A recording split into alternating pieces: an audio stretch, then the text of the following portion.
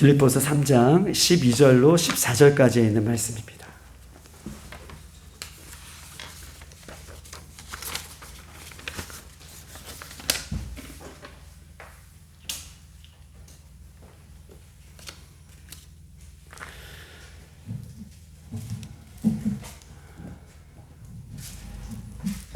(3장) 12절로 14절까지 있는 말씀, 우리 저와 여러분 한 절 우리 다 같이 합독하시겠습니다.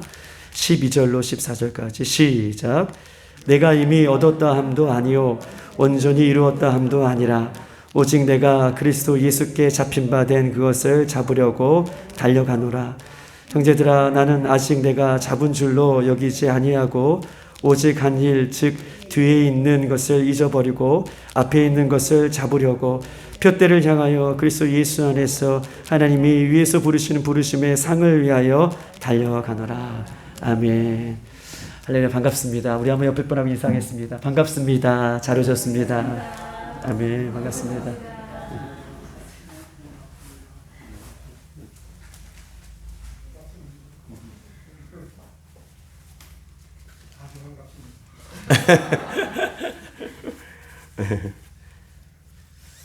저는 마라톤은 이제 해보진 않았지만 마라톤 경기가 얼마나 힘든다는 것은 제가 한번 어렸을 때 경험해 본 적이, 운동을 잘하다 보니까 저희들도 운동할 때 크로스컨트리라고 토요일 날 우리들을 보내지 않고 우리가 지금 삼성역 그 이은혜가 잡힌 그곳에 삼성역 거기에서 시작해서 저기 농협대학까지 산으로 크로스컨트리를 이제 토요일마다 우리가 뛰는데, 이제 선배들이 이제 뒤처지면 이제 이렇게 복귀해서 이제 혼내는, 빠따라고 얘기하면 안 될까요?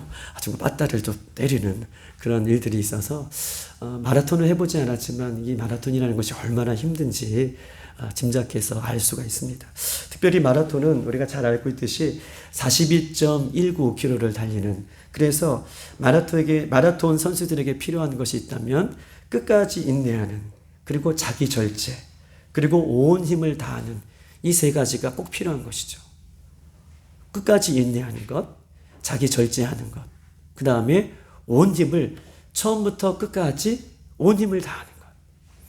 인내하는 것은 물론 마찬가지지만 자기 절제는요, 오늘 내가 조금 힘이 있다고 빨리 뛰거나 또 힘이 없다고 늦게 뛰거나 물이 마르다고 아무 때나 물을 먹거나 또 쉬고 싶다고 하다가 좀 쉬었다 가거나, 이런 것이 자기 절제라고 얘기할 수 있는데, 이런 자기 절제의 모습들도 다 마다하고 그 다음에 온 힘을 처음부터 끝까지 다해서 달리는 것이 마라톤 경기다라고 얘기할 수 있습니다.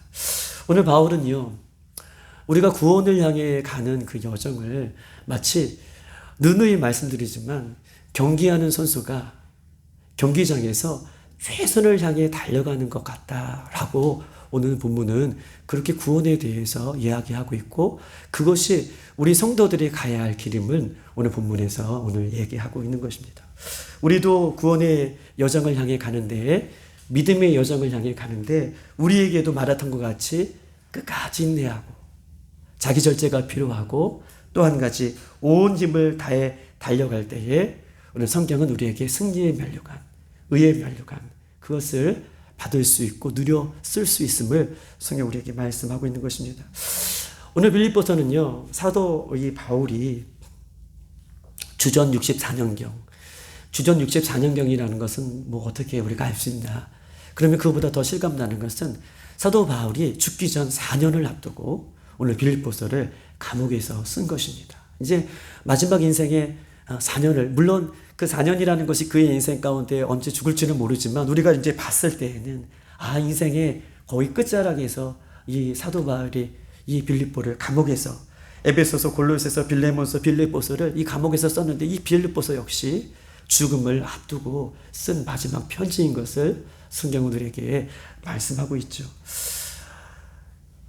인생의 경주의 마지막도 우리가 최선을 다려가야 했던 것처럼 사도 바울은 죽음 마지막 4년을 앞두고 그가 이렇게 고백하고 있는 것을 우리가 볼 수 있는데, 우리 한번 12절에 한번 보십시다. 12절 어떻게 고백하고 있냐면, 다 같이 시작. 내가 이미 얻었다 함도 아니요 온전히 이루었다 함도 아니라 오직 내가 그리스도께 예수께 잡힌 바 된 그것을 잡으려고 달려가느라. 아멘.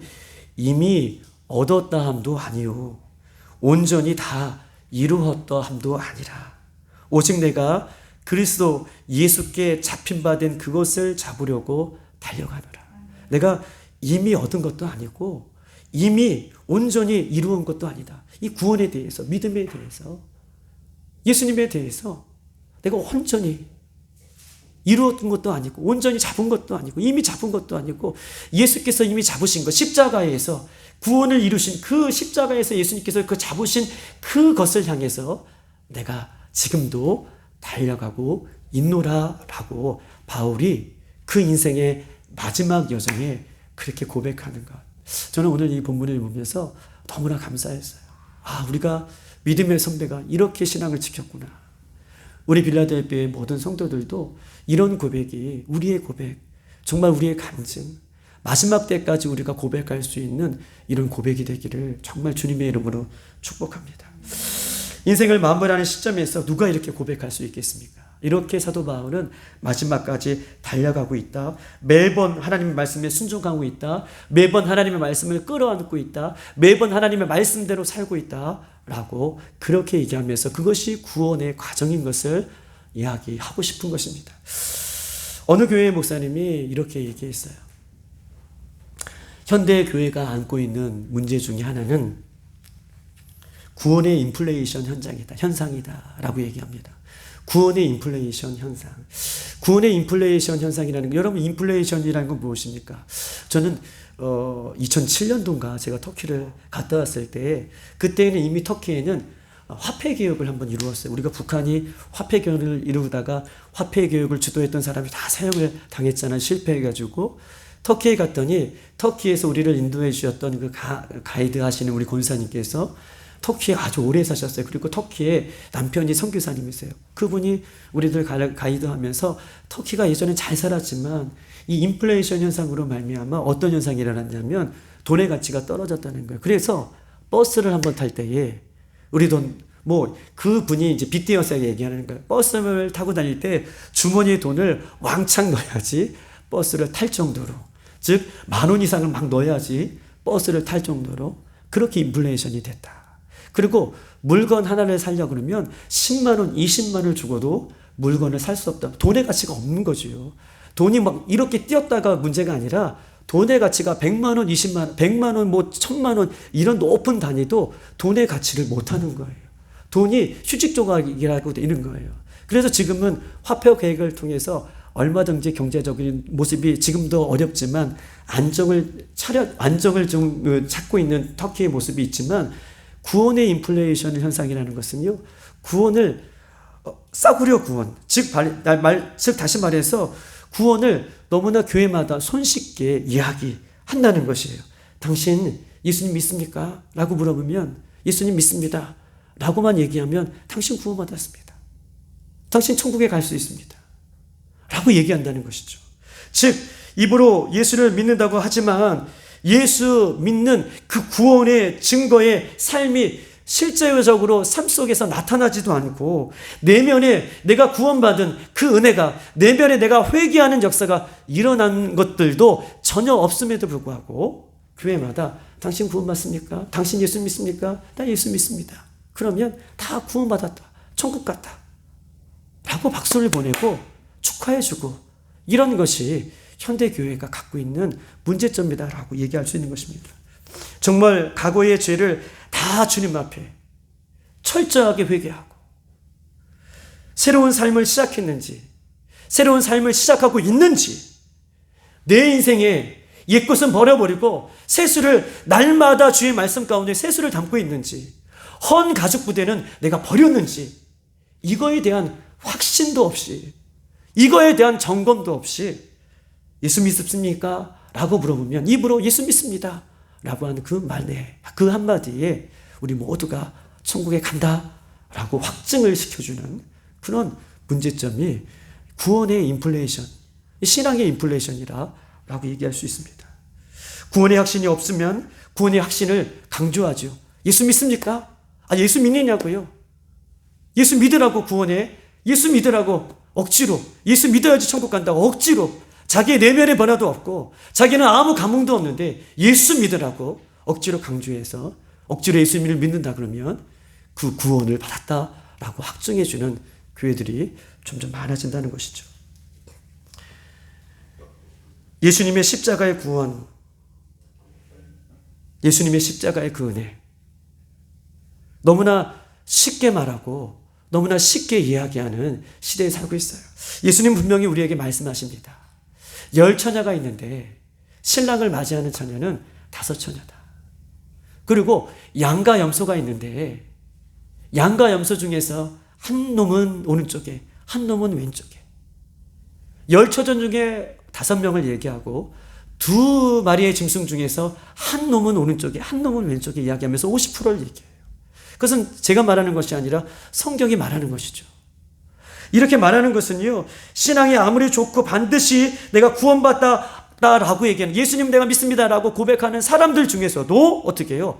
50%는 구원을 받을 수 있지만 50%는 그러지 못할 확률이 많은 것을 성경은 우리에게 말씀을 하고 있는 것이죠. 저는 여러분들에게 이 두려움을 주거나 이렇게 하기 위해서 말씀을 이야기하는 것이 아니라 이 구원이라는 것이 얼마나 심각한 문제인지, 구원이라는 것이 우리가 얼마나 새롭게 우리 마음속에 받아들여야 되는지 이 말씀을 통해서 여러분들의 이야기를 하고 싶은 것입니다. 오늘 본문에 보십시다. 사도 바울은요 12절에 이미 얻었다함도 아니오 온전히 이루었담도 아니라 오직 내가 그리스도께 잡힌 바 된 그것을 잡으려고 지금도 달려가고 있다라고 그의 인생의 구원에 관해서, 믿음에 관해서, 은혜에 관해서 그렇게 이야기하고 있습니다. 사도행전에 사도 바울이 어떤 삶을 살았는지에 대해서 이야기하고 있어요. 저 좀 봐주십시오. 바울은요 사도행전 9장에 보면 공회의 공문을 가지고, 이제 합당한 공문을 가지고요, 예루살렘의 공회의 공문을 가지고 예수 그리스도를 믿는 사람들, 예수님이 부활하신 이후에 예수님 믿는 사람들이 정말 예수님이 하나님의 아들이십니다. 저분이 메시아이십니다. 그리고 들풀처럼 마구죽성 교회들이 일어나고 믿는 사람들, 예수 그리스도를 믿는 사람들이 막 일어나고 초대교회가 막 부흥하는 그때에 혈기 많은 이 사도 바울이 공의의 공문도 가졌다. 이 공문을 가지고 예수 믿는 사람들을 지금 압송해서 예루살렘으로 끌고 오기 위해서 다메섹 도상으로 올라가죠. 사도행전 9장에. 그때에 예수님이 비치신 가운데에 그 사도 바울을 만나서 사울아 사울아 내가 어찌하여 나를 핍박하느냐. 그리고 그가 그 인생에 꼬꾸라져요. 그리고 거기서 변화를 받아요. 그리고 거기서 새로워져요. 눈에서 아나니아 선지자를 통해서 안수받고 눈에서 비닐 같은 것이 벗겨지고 세상 것이 벗겨지고 그렇게 주님을 믿고 주님을 핍박해 주님을 믿고 따라갔던 모든 사람들 핍박했던 그 핍박의 눈이 벗겨지고 나서 예수님을 비치신 예수님을 그가 음성 가운데 진정으로 만나요. 그분이 예수님이시구나.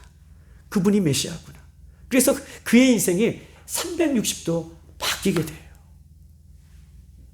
그리고 놀라운 변화의 역사를 이뤄갔던 그 모습을 사도행전에 우리가 사도 바울을 통해서 이야기하듯이 또 빌립보서에서는 이렇게 써 있습니다. 3장 8절 내가 이전의 모든 것들, 사도 바울이 이전에 가졌던 모든 스펙들, 모든 완벽한 것들, 세상의 모든 자랑들은 내가 배설물로 여길 정도로, 다 이건 쓸데없는 것으로 여길 정도로 그 인생이 그렇게 예수님을 만나고 바뀌는 그런 변곡점을 받는 것입니다. 예수님 믿습니다. 그리고 변화되지 않는, 예수님 믿습니다라고 그냥 똑같이 살아가는 그 모습이 아니라 예수님을 믿고 변화된 삶을 살아가는 것을 성경은 구체적으로 이야기하고 있어요. 성경이 말하는 구원의 비전은 무엇입니까? 성경이 말하는 구원의 비전은요, 우리가 뒷짐지고 하늘나라 가는 거 아니에요. 우리가 나는 구원 열차 올라타고서 하늘나라 가지요 빵빵 이렇게 얘기하는 것처럼 내가 예수 믿었습니다 라고 해서 구원 티켓 받았습니다 라고 해서 가만히 구원 열차 올라타고 하늘나라 가는 것이 성경이 말하는 구원의 도식이 아니라는 거예요. 구원의 방식이 아니라는 거예요. 다시 말합니다. 우리의 구원은요, 뒷짐지고 내가 예수 믿었으니 고백했으니 뒷짐지고 하늘나라 가는 것이 구원의 여정이 아니고 구원의 차서, 구원의 그런 전체적인 어떤 모습이 아니라 우리가 구원 티켓 받았으니 올라타고서 어떠한 죄를 이 땅에서 지돌아줘 하나님께서 구원의 여정 속에서 나를 탈락시키지 않는다. 이것이 성경에 말하는 구원관이 아니라는 것을 성경이 이야기하고 싶은 것입니다. 성경이 말하는 구원은요, 보세요. 죄인을 불러서 회개케 하고, 성경이 말하는 구원은요, 나를 새롭게 하고 구원의 길을 걸을 수밖에 없는, 그 길을 갈 수밖에 없는 그 구원을 얘기하지, 내가 아무것도 안 하고 난 예수 믿었으니, 나는 구원 열차 올라탔으니, 나는 이 땅에서 아무렇게 살아도 저 천국은 따놓은 당상이다, 이것이 구원이 아니라는 것을 이야기하는 거예요.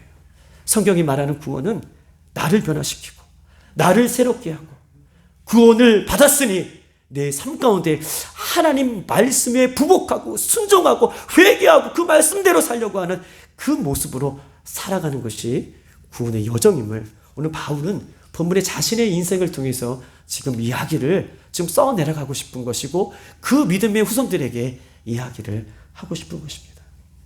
너무나 식상하게 여러분에게 들릴지 모르지만 이 마태복음 7장은 너무나 우리에게 중요한 말씀이에요. 마태복음 7장 21절, 나더러 주여 주여 하는 자마다 천국에 들어갈 것이 아니라, 우리 너무 많이 들었잖아요. 그 너무나 중요한 말씀이죠. 나더러 주여 주여 하는 자마다 천국에 들어갈 것이 아니요 다만 하늘에 계신 아버지의 뭐대로요? 뜻대로. 아멘. 나더러 주여 주여 하는 자마다 천국에 가는 것이 아니라, 주여 믿습니다, 내가 주님을 믿습니다 라고 해서 천국에 가는 것이 아니라 다만 아버지의 뜻대로 행하는 자라야 천국에 가리라 라고 마태복음은 분명하게 우리에게 써 있습니다. 즉 하늘나라는, 천국에 가는 그날까지는 예수 그리스도를 믿는 우리들은 천국에 가기 위해서 날마다 하나님의 뜻대로 살 것을 성경은 우리에게 요구하고 있는 것이죠.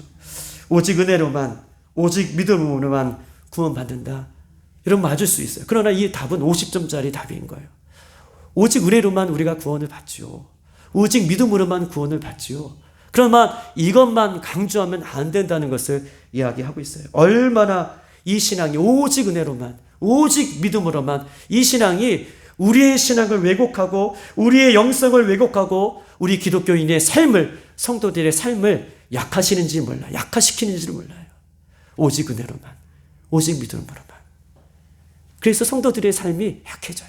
나 예수 믿었는데, 나 예수님 고백했는데, 그러면서 아무것도 하지 않으려고 하는 것입니다. 저도 돌이켜보면 우리 성도들한테 얘기하지만 신학교, 대학원, 강도사, 그다음에 목사 한수, 선교사, 이렇게 과정을 밟으면서도 이런 논리에 늘 이렇게 빠져 있었어요. 그리고 우리 한 목사님이 고백했던 것처럼 어느 순간 이게 아닌구나 라는 것들을 하나님께서 깨닫게 해주셨어요. 지금도 이 논리에서 벗어나지 못하는 어떤 신학적인 논리가 다인 것처럼 이야기하는 사람들이 있어요. 한 번 구원은 영원한 구원이다, 한 번 믿음은 영원한 믿음이다. 그런데 성경은 한 번 믿음은 영원한 구원이다 라고 말하지 않습니다. 물론 주여 주여 그 믿음에 대해서 이야기하면서 그 믿음이 어떤 것인가를 구체적으로 얘기할 때 그 믿음 것을 우리가 쳐다보면, 그 믿는가는 그 믿음을 쳐다보면 그 믿음은 행함이 있는 그 믿음으로 성경을 절대적으로 그렇게 말하고 있지, 주여 주여 한 번 믿으면 영원한 구원이다 라고 하는 논리로 성경 우리에게 이야기하고 있지 않다는 것입니다. 저도 바리새인들처럼 종교인들처럼 이렇게 성도들을 가르쳤어요. 이것이 맞다고 가르쳤어요. 사형리를 가르치고 또 전도 폭발을 가르치면서 또 사람들에게 많은 또 복음의 전도를 하면서 맨 마지막 결신할 때에는 예수 믿으라고. 왜 이렇게까지 했는데 왜 안타깝게 예수 믿으라고. 그러고 나서 그들의 삶이 변화됐는지, 그들이 회개했는지, 그들의 교회를 다니는지, 신앙을 지키는지 거기는 관심이 없어요. 오늘 이 시간에 예수 믿으라고. 여기에 관심을 줬던 바리새인과 종교인의 모습이 저의 모습이었고, 지옥 백성을 얼마나 저도 많이 만들었는지 주님 앞에 회개할 따름인 거예요. 그래서 오늘 이 본문은 저와 여러분이 너무나 중요해요. 사도 바울은 인생 가운데 그렇게 얘기하지 않습니까? 내가 이미 얻은 것도 아니고, 이미 내가 다 붙잡은 것도 아니고, 지금도 나는 그 표대를 향하여 그리스도께서 붙잡아 주신 그 구원을 향해서 내가 달려가노라 라고 고백하는 것입니다. 하나님의 그 귀한 은혜가 우리는 이 시대의 싸구려 은혜가 되어버렸습니다. 믿어도요, 아무 효과가 없는 믿음, 아무 힘이 없는 은혜, 우리를 새롭게 만들어줄 수 없는 믿음, 의인으로 날마다 주님의 말씀을 붙들고 살아가게 만들 수 없는 그 싸구려 은혜를 우리 현대인의 교회는 그렇게 믿고 있고 그렇게 생각을 하고 있는 것이고, 성도들은 병들어가고 있고 성도들은 아무런 힘을 낼 수 없는 그런 모습으로 살아가고 있습니다. 이게 우리의 신앙을 병들게 하고 우리의 믿음을 약화시키고 우리의 능력이 없게 하는 것이라면 오늘 이 밤에 우리가 다시 한번 주님 앞에 새롭게 서는 그런 이 밤이 되기를 주님의 이름으로 축복합니다. 복음은요, 누구든지 예수를 믿으면 구원을 받는 것은 사실입니다. 이것이 기쁜 소식이에요. 복음이라는 것은 누구든지 예수님을 믿으면 구원을 받는다는 그 기쁜 소식, 가스펠, 굿뉴스, 유앙겔리온, 이것은 복음의 핵심이에요. 그러나 중요한 것은요, 복음에는요, 늘 주일날도 말씀드렸듯이 진리에는 양면성이 있어요. 이 복음에는 양면성이 있어요. 예수 믿으면 구원을 받는다는 건 맞지만 진리의 양면성은 즉 이것입니다. 구원은 믿음으로 받지만 그 믿음의 진가는 말씀에 순종하는 행위를 통해서 그 믿음의 진가가 드러나는 거예요. 할렐루야. 이해되셨어요? 복음이라는 것은, 구원이라는 것은 내가 예수 그리스도를 믿습니다 라고 하는 그 믿음으로 가지만 그 믿음의 진가는 내가 말씀대로 살아가는 그 행위를 통해서 그 믿음이 진짜인가 가짜인가가 드러난다는 것이에요. 그래서 내가 믿습니다 라고 하는 그 믿음도 너무 중요하지만 그 믿음을 통해서 내가 지금 어떻게 살아가느냐, 말씀대로 지금 살아가고 있느냐, 이것이 그 사람의 믿음을 평가하는 그 모습인 것을 성경은 이야기하고 있어요. 이해되셨죠? 내가 믿습니다 라고 하는 그 믿음은 내가 그 믿음의 진실인가 진실되지 않는가 라고 하는 것은 내가 하나님의 말씀으로 살아내고 있는가 살아내지 못하고 있는가가 평가 기준이라고 성경은 이야기하고 있는 것입니다. 따라서 예수님을 향한 그 믿음이 구원의 절대적인 요소라면 말씀에 대해 순종하는 것은 구원의 필요적인 요소예요. 필연적인 요소예요. 내가 예수님을 믿습니다라고 하는 것이 절대적인 구원의 요소라면 내가 예수님의 말씀을 믿고 따라가고 순종하는 것은 구원의 필연적인 요소라는 거예요. 할렐루야. 이해되셨어요? 내가 믿습니다라고 하는 것은 절대적인 요소라면 그 믿은 것만큼 내가 순종하며 말씀 가운데 행하는 것은 구원의 필연적인 요소인 것을 성경이 우리에게 이야기하고 있습니다. 그러므로 믿음과 행위가 절대로 따로 놀 수 없는 것이죠.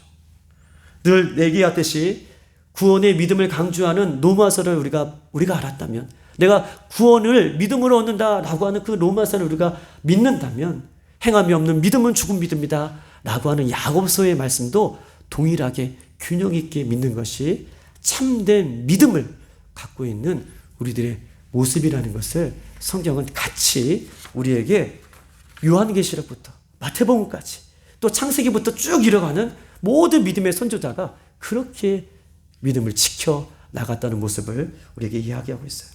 바울은요, 굉장히 훌륭한 사람이었습니다. 길리기아 다소의 유복한 삶을 살았고요. 로마의 시민권을 가졌고요. 가말리알 문화에서 굉장한 유명한 그런 공부를 배웠던 사람이고요. 학식이 풍부한 지성인이었고요. 또 율법에 정통한 바리새인 중에서 바리새인 사람이, 그 사람을 따라올 사람은 없었어요. 예수 믿기 전에는. 그런데 예수 믿고 나서 그가 어떻게 변하는가? 저는요, 믿음만 강조하는 것이 아니라 믿음 속에 그가 어떻게 구원의 여정을 삶을 살아가고 있는, 변화된 삶을 살아가고 있는지를 이야기하고 싶은 것이죠. 그런 세상적인 모든 것이 그에게 갖춰졌는데 그가 예수 믿고 자랑하는 걸 한번 보세요. 바울이요, 타고난 업적을 많이 쌓았지만 3차례의 전도 여행을 통해서 그는 복음을 증거하는 것들을 자랑합니다. 또 여러 교회를 세웠던 것, 로마의 감옥에서도 끝까지 복음을 증거하는 것 쭉 있다도 볼지만 여러 가지 매를 맞고 고난을 당하고 힘듦을 당하고 어려움을 당하고 순교 현장 속에 있지만 내가 그렇게 복음을 따라서 삶을 살아가는 것, 이것이 나에게 있어서 가장 행복한 일이다 라고 그렇게 예수 그리스도를 믿고 나서 변화된 행동의 삶으로 그가 살아갔던 이 바울의 인생을 성경 우리에게 말씀하고 있는 것입니다. 그러므로 우리가 이 땅에서도 열심과 최선을 향하여서 그 과정을, 마라톤이라는 그 과정을 우리가 달려간다면 우리가 구원의 과정은 얼마나 더 힘이 들겠습니까? 그리고 세상의 사람들이 이 경기에서 받는 면류관, 금메달보다 이 이후에 우리 주님께서 우리에게 주신 그 면류관, 생명의 면류관, 의의 면류관, 그것도 얼마나 귀한 것이겠습니까? 그렇다면 우리가 그것을 믿는다면, 우리가 영원한 천국과 지옥과 구원과 예수님의 십자가를 우리가 믿는다면 우리 또한 구원을 하는 구원의 여정 속에서 우리 또한 이 사도 바울이 고백했던 것처럼 첫 번째, 절대로 중도에 멈춰서지 않고 끝까지 예수님을 향해 인내하며 달려갈 것을 성경 우리에게 이야기하고 있어요. 나 한번 믿었으니까, 나 예수 잘 믿었어, 나 구원받았어, 이게 아니라는 거예요. 끝까지 잡은 것도 아니고 내가 아직도 다 된 것도 아니고 끝까지 달려가노라 라고 하는 그 믿음을 오늘 이 밤에 우리 다시 한번 회복하기를 주님의 이름으로 축복합니다. 마라톤 선수가 꼬린 지점에서 다 왔는데 99m 앞에서 멈춰서면 그것은 아무것도 아닌 거예요. 우리의 인생도 열심과 최선을 향해 달려왔지만 그러나 중간에 멈춰선다면 그 신앙은 거기서 끝이라는 것을 성경 우리에게 말씀하고 있는 것입니다. 믿음의 경주도 이와 같이 구원에 대한 목표, 하나님 나라에 대한 목표, 이것이 뚜렷할 때에 그 목표가 나를 이끌어가고 그 뚜렷한 목표가 나를 달리게 한다라고 얘기할 수 있어요. 우리가 중도에 멈춰서고 중도에 힘이 든 것은요, 그 구원의 목표가 희미하기 때문에 그래요. 그 구원의 목표가 뚜렷한 사람은, 예수님의 십자가의 그 은혜가 뚜렷한 사람은, 그 믿음의 은혜가 뚜렷한 사람은 사도 바울처럼 이렇게 고백하는 거예요. 난 아직도 달려가고 있는 중이다. 그 목표가 나를 이끌어가기 때문에 그렇다는 거예요. 그런데 목표가 뚜렷지 않은 사람은요, 그 목표가 확실하지 않은 사람은 이러게도 가고 저기에도 갔다가 여기에도 갔다가 이렇게 치우치다가 결국은 목표를 상실하고 그 중간에 멈춰서는 그런 일들이 있음을 성경은 이야기하면서 우리는 희미하게 그 목표를 향해서 달려가는 것이 아니라 오늘 말씀에서 우리에게 말씀해 주시는 그 뚜렷한 목표를 향해서 달려갈 것을, 멈춰서지 않을 것을 성경 우리에게 이야기하고 있는 것입니다. 우리가 이렇게 오늘도 달려가고 내일도 달려가고 주님께서 부르시는 날 동안 달려가기를 주님의 이름으로 축복합니다. 바울은요, 고린도전서 15장 31절에 이렇게 써 있습니다. 나는 날마다 죽노라, 이렇게 써 있어요. 나는 날마다 죽는다. 또 예수님께서 바울을 통해서 이렇게 고백하게 하셨는데 고린도후서 11장 23절에는요. 나는 믿음의 경주를 끝까지 포기하지 않는다라는 말로 그렇게 이야기하고 있어요. 사도 바울은 왜 날마다 죽는다 이런 고백을 했을까요? 그는 보세요. 나는 그들보다 수고를 많이 했지만 감옥에 갇히는 인생에 살았습니다. 바울은요. 매도 수없이 많이 맞았어요. 죽을 뻔한 일이 여러 번 겪었어요. 즉 유대인의 40에 하나 가는 매를 5번이나 맞았고요. 멍둥이로 3번을 맞았고요. 돌로 쳐져 죽일 뻔한 일들이 한 번이 있었고요. 파선하는 일이 3번이나 있었고요.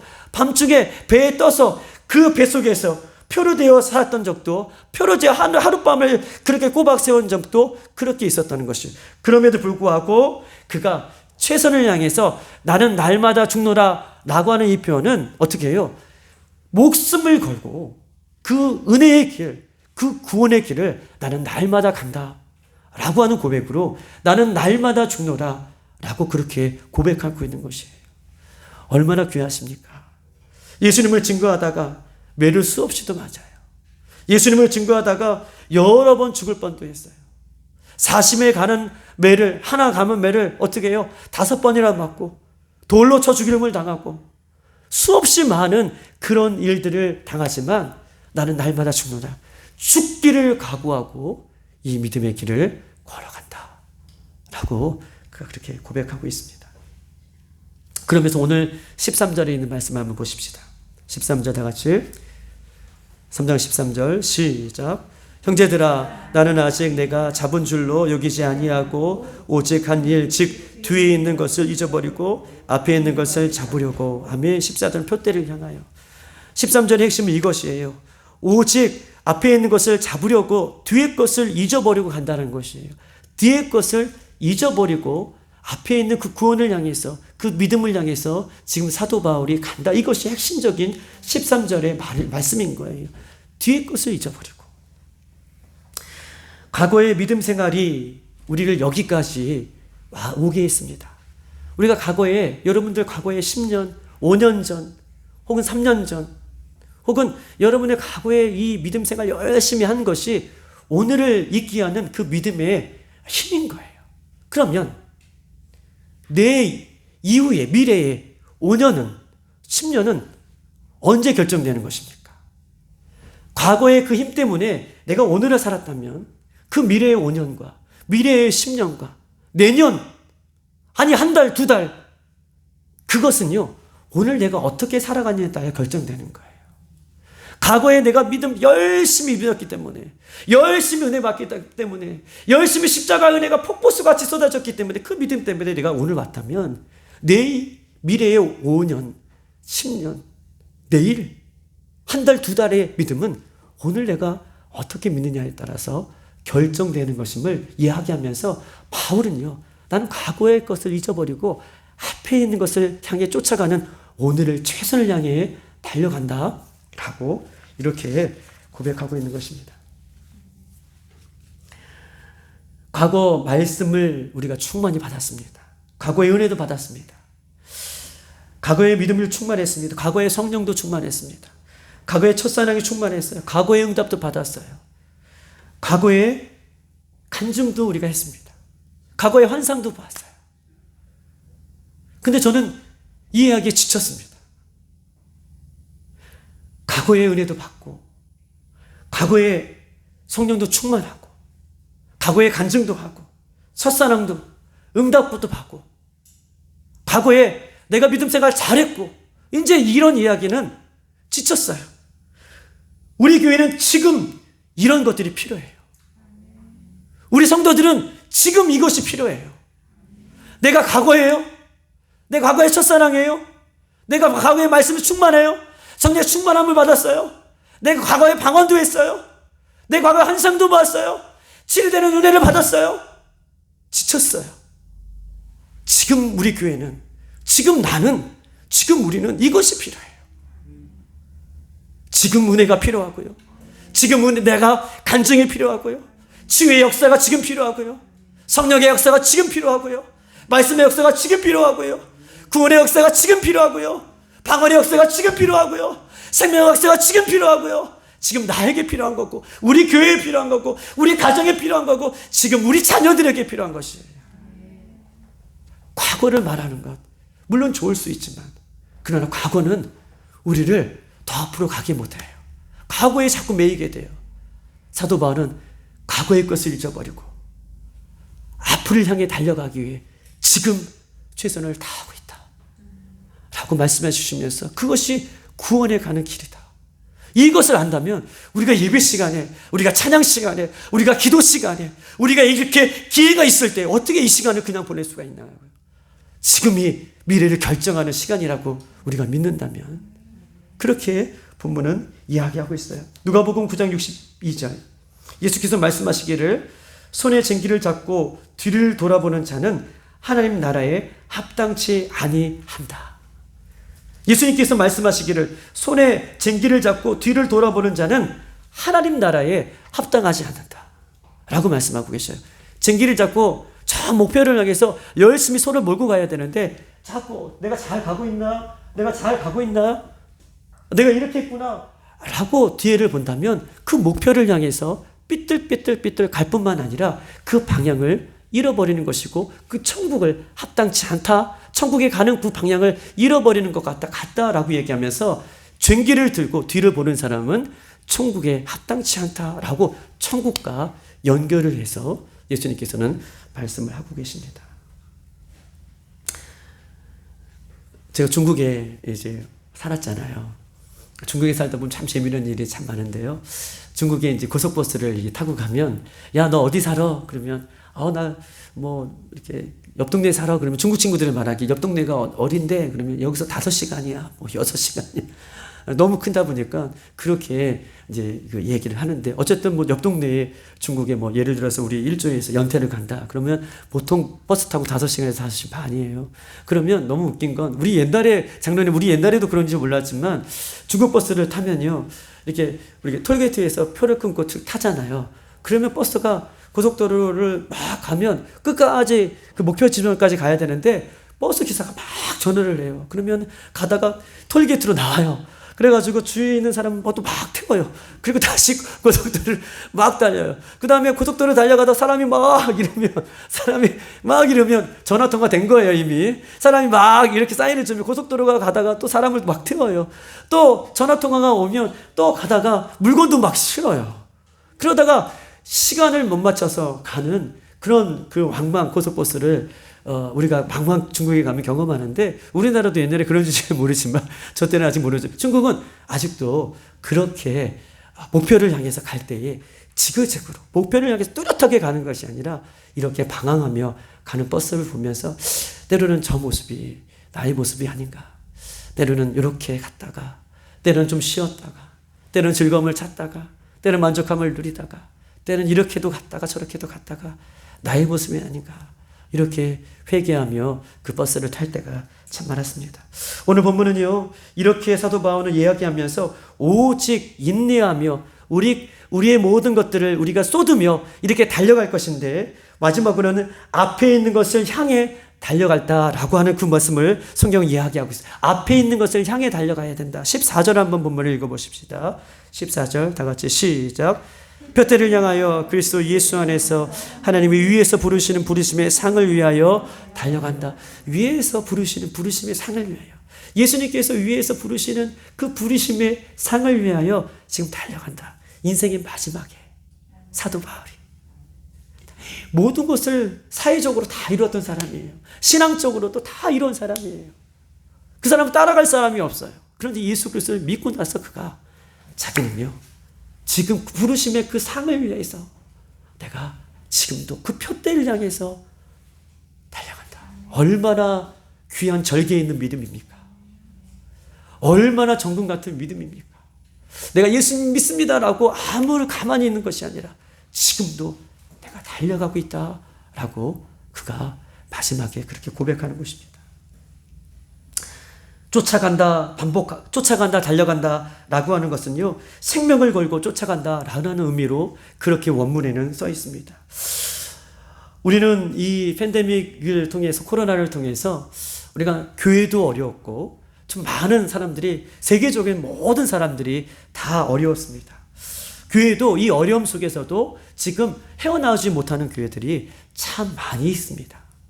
저는 이 극한 상황들, 팬데믹 같은 이 어려운 상황들을 우리 성도들도 만나고 전 세계에 있는 사람들도 만나고 교회들도 만났지만, 이 어려움을 통해서 참 교회와 거짓 교회를 구분하시는, 이 어려움 때문에 넘어지고 이 어려움 때문에 예수님을 떠났던 사람들, 떠난 교회들, 그렇지만 이 어려움이 있을수록 더욱더 모이기를 힘썼던 교회들, 신앙을 지킨 교회들, 그렇지 못한 교회로 나누는 하나님의 작업이 아닌가, 이렇게 좀 영적으로도 이 마지막 때에 하나님께서 하시는 작업이다 라고 이렇게 생각해 보았습니다.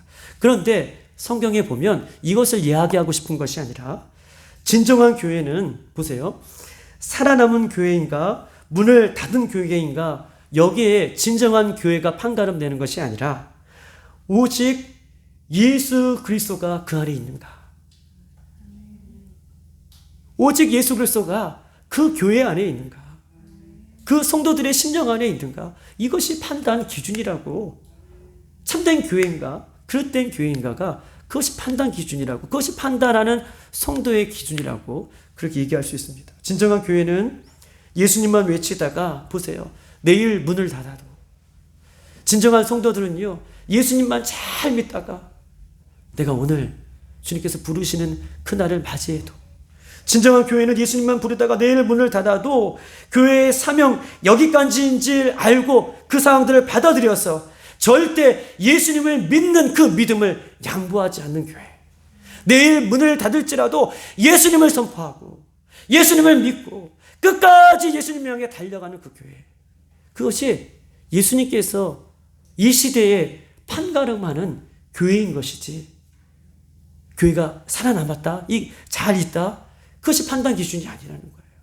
문을 닫았어도 예수님을 끝까지 부여잡고 있는 그 교회, 내일 문을 닫을지라도 예수님을 인정하고 예수님의 십자가를 향해 걸어가는 그 교회, 그 교회가 참된 교회이고 참된 성도인 것을 예수님께서 말씀해 주시고, 그것이 판단 기준이 될 것임을 성경 우리에게 이야기하십니다. 저는 우리 교회가 그런 교회가 되기를 소망합니다. 저는 저와 여러분, 우리 사랑하는 빌라델비아의 성도들이 그렇게 예수님을 끝까지 붙들고, 그렇게 내일 우리가 어떻게 될지라도 그렇게 살아가는 저와 여러분의 모습이 되기를 주님의 이름으로 축복합니다. 우리 교회에게 맡겨주신 사명, 그 사명은 우리 교회만 감당할 수 있게 주신 사명이에요. 여러분, 각자의 주신 사명은, 각자의 주신 믿음은 여러분에게만 감당할 수 있을 정도로 하나님께서 주신 그 믿음이고 그것이 사명이다라고 이야기할 수 있습니다. 오늘 우리에게 주신 각자의 그 믿음과 사명, 그것이 믿는 것에 그치는 것이 아니라, 아는 것에 그치는 것이 아니라, 오늘도 바울처럼 내가 마지막까지 예수님의 십자가를 향해 내가 달려가노라 라고 그렇게 고백하면서 달려가는 그 중간중간에 예수님을 확인하고, 예수님을 붙들고, 예수님을 선포하고, 예수님 때문에 그렇게 달려갈 수 있는 저와 여러분에게 소망합니다. 이 시간 우리 한번 찬양하고 한번 기도하십시다. 죽게 가까이 찬양이 있는데요, 한번 찬양하십시다.